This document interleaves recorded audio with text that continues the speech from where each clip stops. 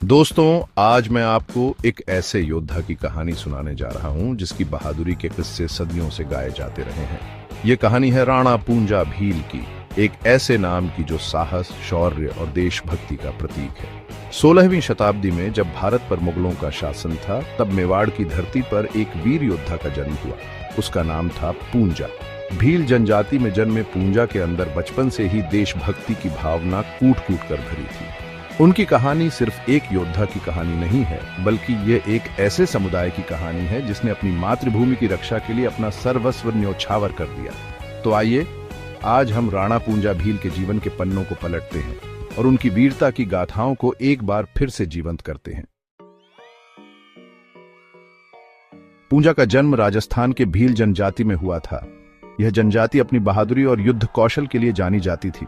बचपन से ही पूंजा ने जंगलों की कठोरता को देखा और उसमें खुद को ढाला। उन्होंने धनुर्विद्या, तलवारबाजी और घुड़सवारी में महारत हासिल की। उनकी नसों में बहने वाला भील रक्त उन्हें एक निडर योद्धा बना रहा था। जल्द ही पूंजा अपनी बहादुरी और रणनीतिक कौशल के लिए जाने जाने लगे। उस समय मेवाड़ पर मुगल शासक अकबर का आक्रमण हो रहा था। मेवाड़ के महाराणा प्रताप मुगलों से लोहा ले रहे थे। जब पूंजा ने मेवाड़ की दुर्दशा के बारे में सुना तो उनका दिल भर आया। उन्होंने ठान लिया कि वह महाराणा प्रताप की सहायता करेंगे और अपनी मातृभूमि की रक्षा करेंगे। ये पूंजा के जीवन का एक महत्वपूर्ण मोड़ था। उन्होंने अपने साथी भील योद्धाओं को इकट्ठा किया और महाराणा प्रताप की सेना में शामिल हो गए।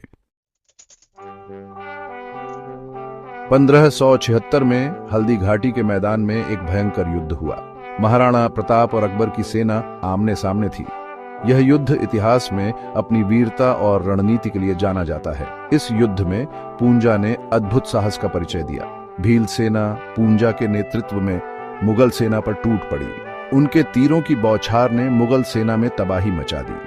हालांकि यह युद्ध महाराणा प्रताप हार गए थे, लेकिन पूंजा और उनके भील योद्धाओं ने जिस बहादुरी का परिचय दिया, वह इतिहास के पन्नों में अमर हो गया। छापामार युद्ध के मास्टर मुगलों के लिए काल। हल्दी घाटी के युद्ध के बाद पूंजा ने मुगलों के खिलाफ छापामार युद्ध जारी रखा। वह जंगलों के अच्छे जानकार थे और इसी का फायदा उठाकर उन्होंने मुगल सेना को कई बार धूल चटाई। भील योद्धा पूंजा के नेतृत्व में अचानक मुगल सेना पर हमला करते और गायब हो जाते। यह मुगलों के लिए एक बड़ा सिरदर्द बन गया था। पूंजा और उनके योद्धा मुगलों के लिए काल बन गए थे। एक अटूट बंधन पूंजा और महाराणा प्रताप। पूंजा और महाराणा प्रताप के बीच एक अटूट